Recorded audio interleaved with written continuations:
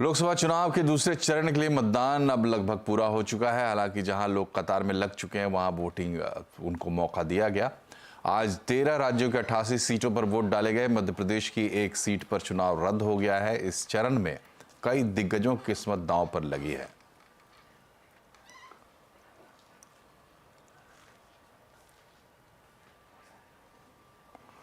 और लोकसभा चुनाव के तीसरे चरण के लिए चुनाव प्रचार जोरों पर है। प्रधानमंत्री नरेंद्र मोदी ने पश्चिम बंगाल के मालदा में चुनावी रैली की। इस दौरान पीएम मोदी ने ममता सरकार पर प्रहार किया और जनता के समर्थन के लिए धन्यवाद दिया। उन्होंने कहा कि बंगाल के लिए दिल में प्यार को लेकर प्यार है और इसको लेकर क्या कुछ उन्होंने कहा है आपको सुनाते हैं।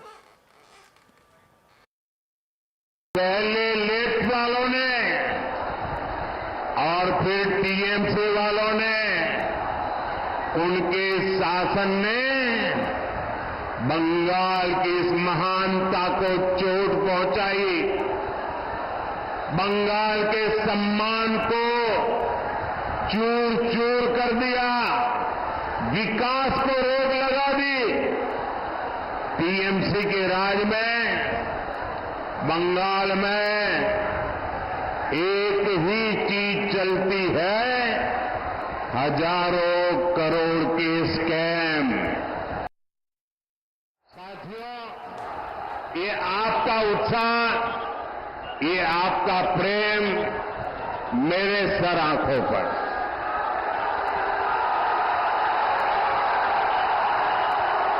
आप इतना प्यार दे रहे हैं, इतना प्यार दे रहे हैं, ऐसा लगता है या तो पिछले जन्म में मैं बंगाल में पैदा हुआ था, या तो अगले जन्म में बंगाल की किसी मां के गोद से पैदा होने वाला हूं। उत्तर प्रदेश के मुख्यमंत्री योगी आदित्यनाथ ने संभल में जनसभा के दौरान कांग्रेस पर जमकर आरोप लगाए। योगी ने कहा कि कांग्रेस गौ माता को काटने के लिए कसाई को देंगे, जो भारतीयों की आस्था के साथ खिलवाड़ है। विरासत टैक्स के साथ साथ उन्होंने एक बात और कही है। उन्होंने कहा है अल्पसंख्यकों को उनकी पसंद की खाने की स्वतंत्रता देंगे, यानी वह गौकसी कराने का खुली छूट देंगे। क्या आप गौकसी को छूट देंगे क्या? अरे इन बेशरम लोगों को देखो ना, भारत की आस्था के साथ कैसे खिलवाड़ कर रहे हैं। कह रहे हैं उनको खुली छूट देंगे। अरे कैसे हो सकता है? जिस गाय को हम माता मानते हैं, जिसको हमारा शास्त्र कहता है कि गाओ विश्वस्य मातरम्, उस गौ माता को एक काटने के लिए देंगे कसाईयों को। क्या हिंदुस्तान इसको स्वीकार कर पाएगा क्या? और दूसरे चरण की वोटिंग के बीच गृहमंत्री अमित शाह ने कांग्रेस पर निशाना साधा। अमित शाह का दावा है कि कांग्रेस का मैनिफेस्टो आने पर बीजेपी के प्रति लोगों का समर्थन पहले से ज्यादा बढ़ गया है। इसके साथ ही उन्होंने राहुल गांधी से पूछा कि पर्सनल लॉ को आगे बढ़ाएंगे तो क्या अब देश शरिया के आधार पर चलेगा? आप किस प्रकार का संविधान इस देश में चाहते हैं? कांग्रेस के घोषणा पत्र आने के बाद भारतीय जनता पार्टी के प्रति लोगों का रुझान और बढ़ा है, क्योंकि कांग्रेस ने अपने घोषणा पत्र में अपीसमेंट की उनकी पुरानी आदत को फिर से एक बार रिपीट किया है। कांग्रेस के घोषणा पत्र में पर्सनल लॉ को हम आगे बढ़ाएंगे, ये बात की है। मैं राहुल गांधी जी को पूछना चाहता हूं, पर्सनल लॉ को आप आगे बढ़ाएंगे तो क्या ये देश अब शरिया के आधार पर चलेगा? किस प्रकार का पंथ निरपेक्ष संविधान आप इस देश में चाहते हैं? राहुल गांधी ने कर्नाटक के बीजापुर में जनसभा को संबोधित करते हुए प्रधानमंत्री नरेंद्र मोदी पर जमकर निशाना साधा। उन्होंने कहा कि इन दिनों पीएम मोदी अपने भाषणों में बहुत घबराए हुए लगते हैं। शायद अगले कुछ दिनों में स्टेज पर ही उनके आंसू निकल आए। आप प्रधानमंत्री के भाषण देखते हो, घबराए हुए हैं। शायद कुछ ही दिनों में स्टेज पे आंसू निकल आए। और अब आपको सीधे लिए चलते हैं उत्तर प्रदेश, जहां प्रधानमंत्री नरेंद्र मोदी और योगी आदित्यनाथ एक साथ सभा कर रहे हैं। आज की तारीख में पिछले 2019 के इलेक्शन को भी आप देखें, 55% का प्रधानमंत्री नरेंद्र मोदी और साथ ही यूपी के मुख्यमंत्री योगी आदित्यनाथ। मजबूत गढ़ और मजबूत किला की तरह बन गया है। जी। उससे भी बड़ी बात है कि जब नरेंद्र मोदी जब अपने कार्यकर्ताओं को चार्ज करते हैं, अपने रैलियों में जाके कार्यकर्ताओं से मिलते हैं, कार्यकर्ताओं से संवाद, ये क्या नजारा है। ये शाम के वक्त लोगों के हाथ में स्मार्टफोन, मोबाइल, ये बरेली में प्रधानमंत्री की रैली। जिस तरह से हजार लोग अपने अपने मोबाइल, अगले चरण में यहाँ मतदान होना है। पीएम मोदी को अभिवादन कर रहे हैं। शायद इस देश में किसी नेतृत्व को इससे पहले कभी नहीं मिला होगा। ये गौरव जो है प्रधानमंत्री नरेंद्र मोदी और साथ ही यूपी के मुख्यमंत्री योगी आदित्यनाथ दोनों एक साथ रोड शो में, सड़कों पर जनसैलाब।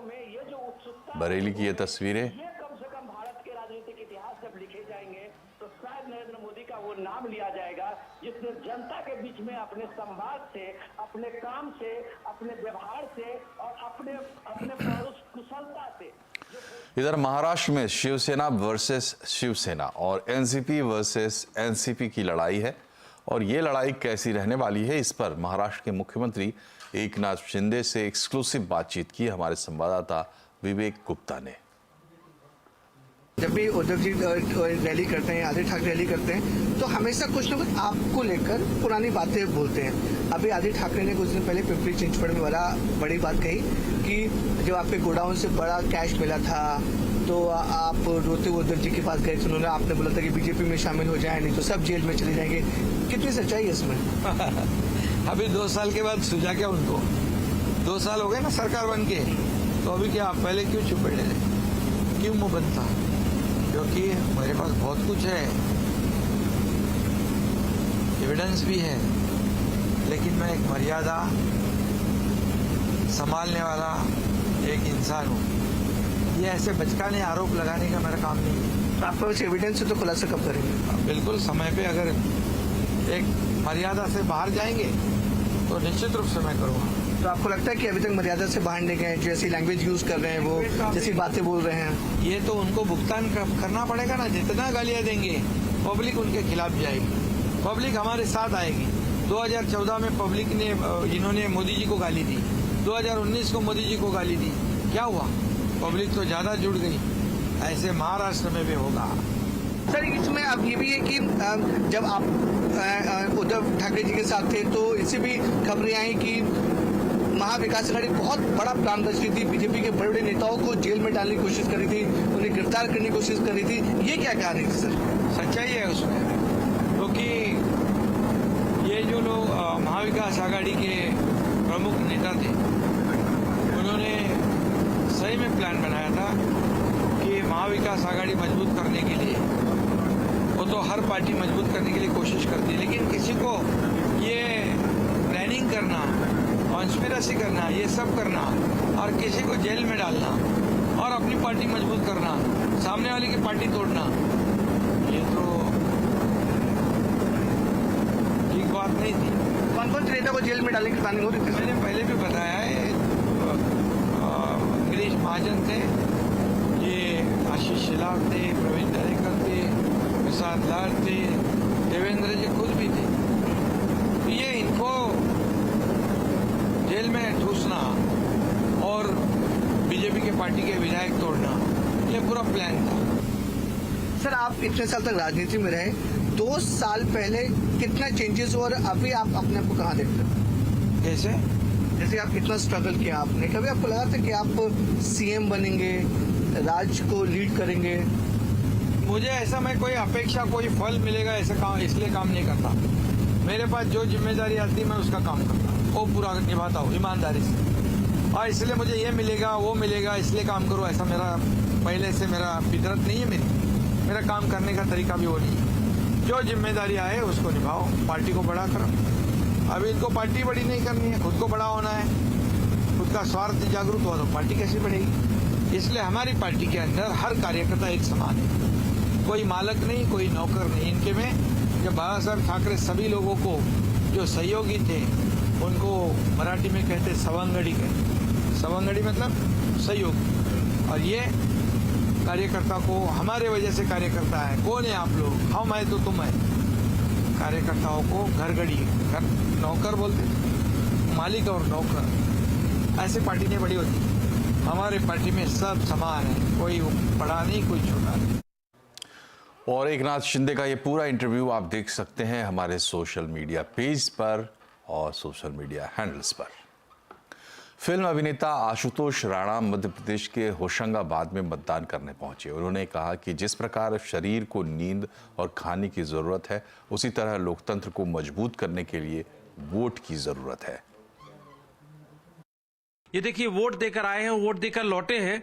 इसके साथ साथ लगातार ये एक अपील कर रहे हैं। वो अपील क्या है आपकी लोगों से कि वो घर से निकलें, वोट करें? इस समय खड़ा है सामने जो कह रहा है लौट कर, समय खड़ा है सामने जो कह रहा है लौट कर, तू वोट कर, तू वोट कर, तू वोट कर। ये मूल मंत्र यंत्र का, ये मूल मंत्र यंत्र का, ये मंत्र लोकतंत्र का, ये देश हित का पर्व है।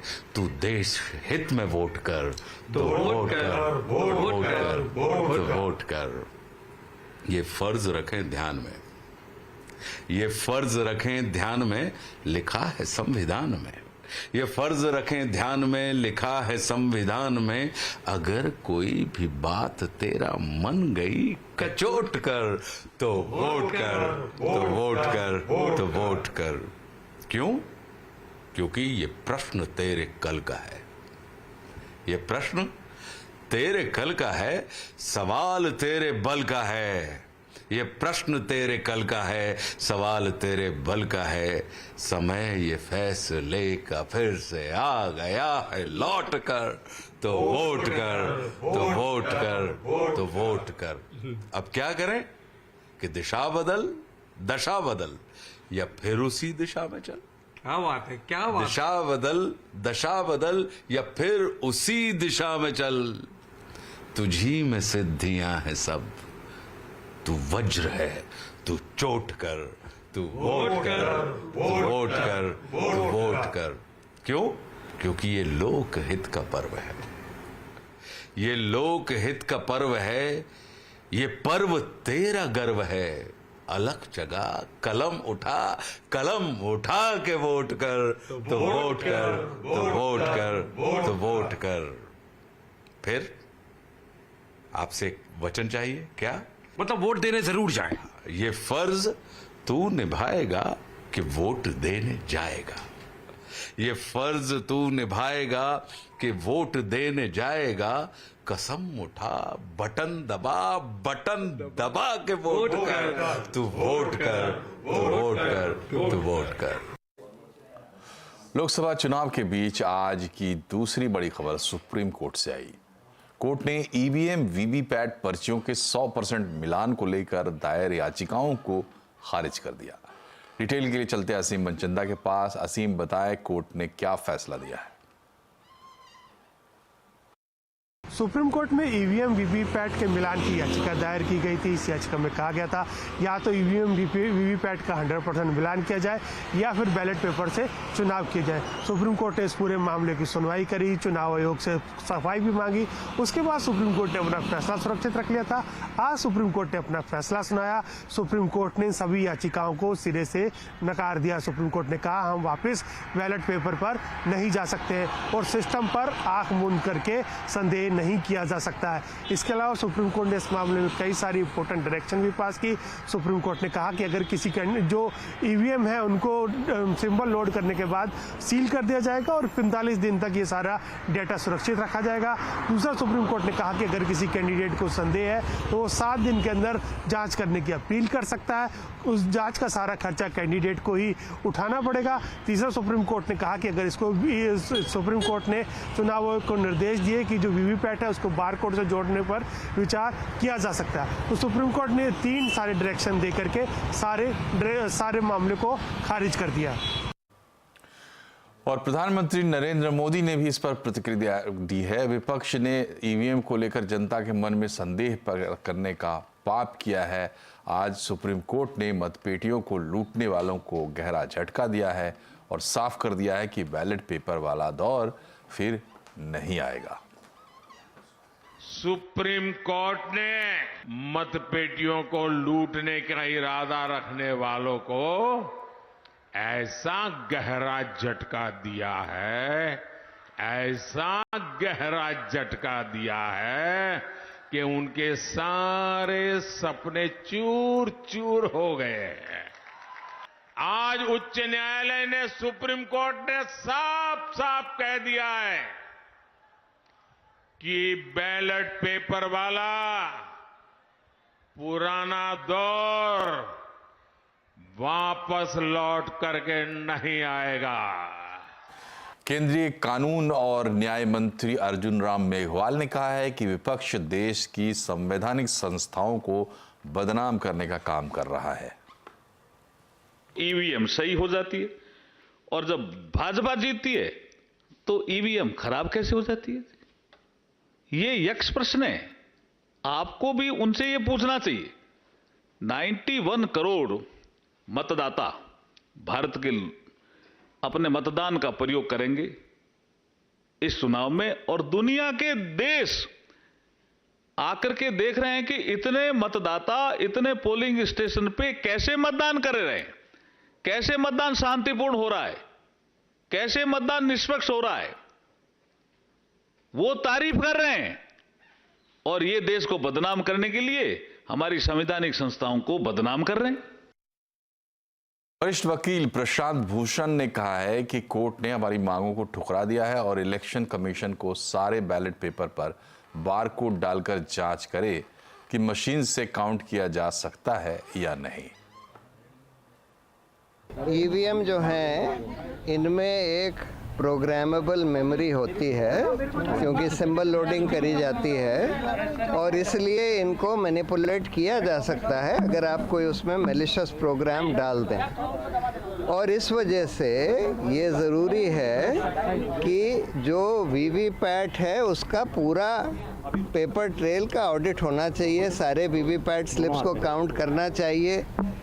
और क्योंकि वीवीपैट में भी काला शीशा लगा दिया गया था तो इस वजह से हम लोग ये कह रहे थे कि या तो उसका ट्रांसपेरेंट शीशा करिए और या नहीं तो उसको जो स्लिप जो प्रिंट होती है वोटर के हाथ में देकर और उसको उसमें बैलेट बॉक्स में डालकर और उसकी काउंटिंग कर लीजिए। सुप्रीम कोर्ट ने ये सारी हमारी मांगें को ठुकरा दिया है और ये बोला है कि अच्छा इलेक्शन कमीशन इसको एग्जामिन करे कि सारे बैलेट पेपर्स पर अगर हम बारकोड डाल दें तो उसकी फिर मैकेनिकली मशीन से काउंटिंग हो सकती है कि नहीं, इसको एग्जामिन करें। अहमदाबाद शहर की 2 लोकसभा सीटें हैं, अहमदाबाद पूर्व और अहमदाबाद पश्चिम। आज आपको लेकर चलते हैं अहमदाबाद पश्चिम। अनुसूचित जनजातीय जाति के लिए आरक्षित इस सीट पर डिलिमिटेशन के बाद से बीजेपी लगातार जीतती रही है, लेकिन इस बार बीजेपी ने प्रत्याशी बदल दिया है और कांग्रेस भी जमकर पसीना बहा रही है।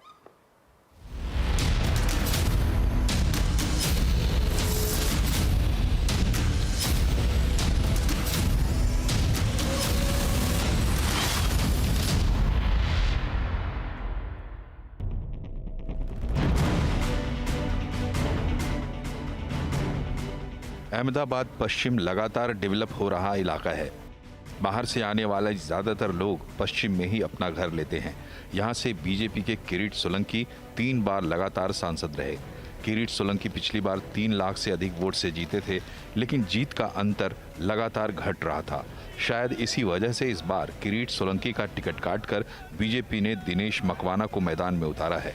मकवाना अहमदाबाद नगर निगम के डिप्टी मेयर हैं और 4 टर्म से काउंसिलर भी रहे हैं। वो विकास के नाम पर लोगों से वोट मांग रहे हैं। बुलेट ट्रेन भी चलेगी। सबसे बड़ी बात है कि यहाँ पर नरेंद्र मोदी स्टेडियम, यहाँ से 10-15 किलोमीटर दूर गिफ्ट सिटी है, गांधीनगर जैसा अच्छा सिटी है, तो विकास के बारे में कोई दिक्कत नहीं रहेगी। जो भी विकास के काम है वो हम करने के लिए तैयार है। कांग्रेस के उम्मीदवार भरत मकवाना यहाँ पहले विधायक रह चुके हैं। उन्हें उम्मीद है कि अब बीजेपी का दबदबा इस सीट से खत्म होगा। महंगाई, बेरोजगारी जैसे मुद्दे जीत दिलाएंगे।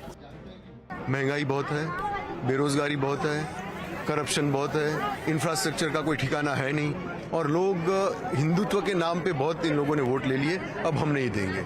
लॉलेसनेस का, जिसको लॉ का मतलब सिर्फ कानून व्यवस्था की बात मैं नहीं कर रहा हूँ, जिसको ऑर्डर कहते हैं, जिसको आदमी की सुखाकारी कहते हैं, वो सब खत्म हो चुकी है इस शहर में और इस देश में। और इस कारण से मैं एकदम कॉन्फिडेंट हूँ कि मैं जीत रहा हूँ और बहुत अच्छे वोट से जीतूंगा। अनुसूचित जाति के लिए आरक्षित इस सीट पर 18 लाख मतदाता हैं। एससी के साथ साथ यहां मुस्लिम मतदाता भी बड़ी तादाद में हैं। मुस्लिम और एससी को मिलाकर 25% मतदाता निर्णायक भूमिका निभाते हैं। इस लोकसभा सीट की 7 में से 5 विधानसभा सीटें बीजेपी के पास और 2 कांग्रेस के पास हैं। जनता की सोच ये है कि जीत हार किसी की भी हो, विकास की गाड़ी और तेज होनी चाहिए। वोटिंग की प्रोजेक्ट्स की जो बात की गई है, तो हम लोग चाहते हैं कि जो लीडर आए, जो भी लीडर आए, वो ये सारे प्रोजेक्ट्स को बहुत ही ज़्यादा स्पीड में, तेज गति में उसको इम्प्लीमेंट कर पाए। तो मुझे लग रहा है कि बहुत ही अच्छा रहेगा। यहाँ 7 मई को गुजरात की सभी सीटों के साथ मतदान होना है और दोनों पार्टियां सबसे ज्यादा मेहनत एससी और मुस्लिम मतदाताओं को लुभाने में कर रही हैं। अहमदाबाद पश्चिम की सीट पर बीजेपी का हमेशा दबदबा रहा है और इस बार भी परंपरा का पुनरावर्तन हो सकता है। हालांकि यहाँ का मतदाता चाहता है कि इस शहर का न केवल विकास हो, लेकिन वर्ल्ड क्लास इंफ्रास्ट्रक्चर भी अगले 5 साल में होना चाहिए। देश में रैली, जनसभा और जुबानी जंग जारी है और मुंबई के आइकॉनिक मरीन ड्राइव पर भी लोगों का मूड माहौल समझने की कोशिश की हमारे संवाददाता पीयूष परमार ने। देश में जैसे जैसे गर्मी बढ़ रही है, ठीक उसी तेजी से चुनावी सरगर्मी भी बढ़ रही है। देश में तमाम राजनीतिक दलों ने अपने दावे, अपने वादे किए हैं, घोषणा पत्र आ चुके हैं, तमाम सीटों पर प्रत्याशी घोषित हो चुके हैं। लेकिन जनता क्या चाहती है, जनता के मूड में क्या है, जनता की क्या मांगे हैं, जिनको वो चाहती है कि दिल्ली में जो सत्ता में काबिज होने वाली जो सरकार है वो उनके मांगों को पूरा कर सके। तो इस चीज के जानने के लिए मैं आ चुका हूँ मुंबई के मरीन ड्राइव पर। देखिए, मेरी व्यक्तिगत राय ये है कि बदलाव जब बहुत ज़रूरी है, क्योंकि 10 साल थे, कुछ अच्छी चीज़ें भी थी, इसमें कुछ बुरी चीज़ें भी हुई, लेकिन अब देश को अलग एक नेतृत्व की ज़रूरत है। और ये 10 साल में काफ़ी ऐसी चीज़ें हुई हैं जो देश में काफ़ी हिंसा फैली है, एक तो काफ़ी कम्युनल हार्मनी को चोट पहुंची है, और जॉब्स में भी बहुत कटौती हुई है, जैसा कि आप जानते हैं, और इलेक्टोरल बॉन्ड्स का इशू है जो जिस पे कोई बात ही नहीं कर रहा। तो मुझे लगता है बदलाव की बहुत ज़रूरत है। बीजेपी का जो विजन है, that is they want to promote women, and not just promote women, they want to empower them by making them skilled, ताकि वो खुद सेल्फ सफिशिएंट बन सकें, किसी पे डिपेंडेंट होने की उन पे ज़रूरत ना आन पड़े। ये चीज़ कांग्रेस में लैक करती है, बिकॉज उन्होंने अपने मैनिफेस्टो में जैसे लिखा है कि 1 लाख पर ईयर औरतों को दिया जाएगा, बट ये 1 लाख पर ईयर कहाँ से देंगे वो? अभी तो बीजेपी का ही चल रहा है, माहौल तो उनका ही है, लेकिन मैं उनसे, अगर चुनाव जीत कर भी आते हैं तो मैं उनसे इतना ही कहना चाहूँगा कि आम जनता का ख्याल करें। पूरी इंडिया की बात करें तो as a nation India develop हो रहा है in the rule of BJP, in the rule of Modi. Local level पे वो उनको किल करना पड़ेगा, उस पॉलिटिक्स को, उस वो जो बोलते हैं हम, एक गुंडा राज जो होता है या पॉलिटिक्स जो होती है, उसको वो लोकल लेवल पे किल करना पड़ेगा। वो बीजेपी का नेक्स्ट टास्क होना चाहिए। मेरी ये डिमांड है कि दारू की दुकानें सब बंद कर, क्योंकि उसके लिए पूरे घर मतलब ये बर्बाद हो रहे हैं, और सोना थोड़ा कम कर, मतलब आम आदमी लोग भी पहन सके। तो आज मिलाकर 2 चरण का मतदान हो चुका पूरा, लेकिन अभी बाकी है 5 चरण। 7 चरण में होना है चुनाव, तो ज़रूर वोट करें। जब आपकी बारी आए तब ये आपका अधिकार भी है, कर्तव्य भी। और अब बात करते हैं बाजार की। आज कारोबारी हफ्ते के आखिरी दिन 5 दिन की तेजी पर ब्रेक लगा और इसी के साथ सेंसेक्स निफ्टी 0.5% से ज्यादा फिसल कर बंद हुए। सेंसेक्स 609, निफ्टी 150 अंक फिसल कर बंद हुआ है। ट्रस्ट म्यूचुअल फंड के CIO मिहिर वोरा का कहना है कि केमिकल और मेटल सेक्टर निवेश के नजरिए से बेहतर लग रहे हैं, मगर IT सेक्टर पर अभी भी नजरिया निगेटिव है। 2-3 फैक्टर्स है, चाइना, US और रशिया सप्लाई, उसकी वजह से हम देख रहे थे कि base metal, steel, copper, aluminium वगैरह में एक माहौल तेजी का बन रहा था। मेरे ख्याल से शॉर्ट टर्म डिस्ट्रप्शंस की वजह से ज्यादा इंपैक्ट हुआ है, और चाइना की जो ग्रोथ है वो सस्टेनेबल है कि नहीं वो भी क्वेश्चन मार्क है। लेकिन जब तक ये ऑप्टिमिज्म है तब तक मैंने कहा टैक्टिकल ट्रेड थोड़े महीनों के लिए बन सकती है। केमिकल्स में मेरा व्यू डिफरेंट है, क्योंकि वहां पे मैं long term structural growth story, volume growth की एक्सपेक्टेशंस कर रहा हूं। तो वो मुझे लग रहा है सेक्टर चाइना +1 की वजह से, यूरोप में से जो प्रोडक्शन इंडिया में आ रही है, वो सारे फैक्टर्स की वजह से केमिकल्स में मैं ज्यादा बुलिश हूं लॉन्ग टर्म के लिए। आईटी पे हमारा व्यू नेगेटिव है, क्योंकि अगर आप कोविड के पहले के कुछ वर्ष देखें तो आईटी का जो ग्रोथ था वो सिंगल डिजिट में था। और बाजार में आगे के लिए क्या है संकेत? आज आवाज हटा मेसी पर बड़ी चर्चा होगी शाम 7:57 पर।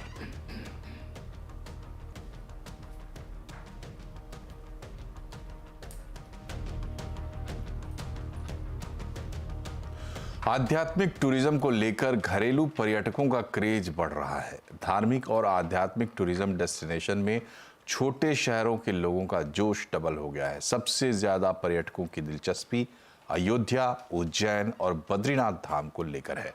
देखिए report.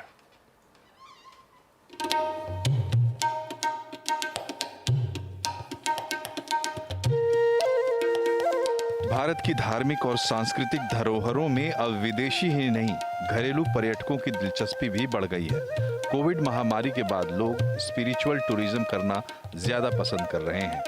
Make my trip India travel trends report के मुताबिक पोर्टल पर अयोध्या धाम के सर्च में 585% की वृद्धि हुई है। वहीं दूसरे नंबर पर उज्जैन और तीसरे नंबर पर बद्रीनाथ धाम है। विदेशों में बसे भारतीयों में बैक टू रूट एक्सप्लोर करने का ट्रेंड भी काफी बढ़ा है। फॉरेन से हमारे पास इतनी इंक्वायरी आ रही है, इतने लोग आना चाहते हैं, लोग अपने बच्चों को लेके एनआरआईज या जो first, second, third generation foreigners हैं, कि आप देखिए इंडिया में क्या है, हमारी संस्कृति क्या है, हम कहाँ से उपते हैं, हमारा इतना कनेक्ट है कि इस देश में तो बहुत कुछ है देखने के लिए। अगर हम उनको अच्छी फैसिलिटी देते हैं तो सब आ रहे हैं। हमारे पास इतनी इंक्वायरी है 4 धाम यात्रा की, वैष्णो देवी की, हरमंदिर साहब, दरबार साहब हमेशा ही लोग जाते रहे हैं, और अब अयोध्या, काशी, कमाल ही कर दिया है। मेक माई ट्रिप के 10 करोड़ से ज्यादा यूजर्स हैं। इनमें सबसे ज्यादा सर्च और क्वेरी टियर 2 और टियर 3 शहरों से आ रही है। यही नहीं, साल में 3 बार ट्रैवल करने वालों की संख्या में भी 25% की वृद्धि देखने को मिली है। साथ ही ये भी देखा गया है कि लोग ग्रुप में या परिवार के साथ ज्यादा ट्रैवल करना पसंद कर रहे हैं। पिछले कुछ सालों में धार्मिक और सांस्कृतिक रूप से महत्वपूर्ण देश के टूरिस्ट प्लेसेस की कनेक्टिविटी भी बेहतर हुई है, और साथ ही साथ इंफ्रास्ट्रक्चर डेवलपमेंट पर भी बड़ा काम हुआ है। यही वजह है कि न सिर्फ देश के टूरिस्ट बल्कि विदेशों और खासतौर से एनआरआई टूरिस्ट अपनी जड़ों को तलाशते हुए एक बार इंडिया को एक्सप्लोर करना चाहते हैं। इंडस्ट्री का कहना है कि अगर सरकार ने इसी तरह से कनेक्टिविटी और इंफ्रास्ट्रक्चर पर काम करती रही तो आने वाले दिनों में जो टूरिस्ट का इनफ्लो है वो डबल हो सकता है। आलोक प्रियदर्शी, CNBC आवाज, दिल्ली। इसी के साथ बुलेटिन में फिलहाल इतना ही, लेकिन आप खबरों पर अपडेट रहिए और जुड़े रहिए CNBC आवाज से 24 घंटे हमारे सोशल मीडिया हैंडल्स के जरिए। नमस्कार।